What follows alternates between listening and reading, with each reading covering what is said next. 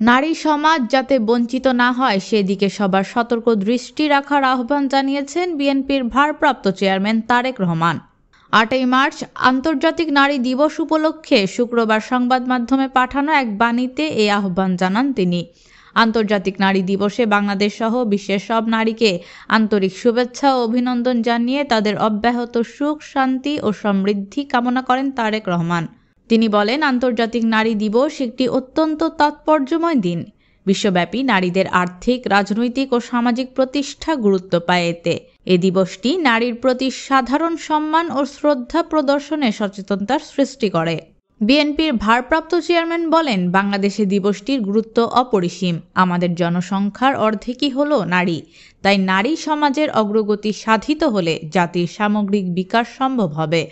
তিনি আরও বলেন, সেটির ধারাবাহিকতায় দেশনেত্রী বেগম খালেদা জিয়ার সরকার এ দেশের নারীর আর্থ-সামাজিক উন্নয়নে ব্যাপক কর্মসূচি বাস্তবায়ন সহ নারী সমাজের অশিক্ষার অন্ধকার ঘুচিয়ে শিক্ষার ব্যাপক প্রসারের জন্য অনেক কার্যকর উদ্যোগ গ্রহণ করেছিল।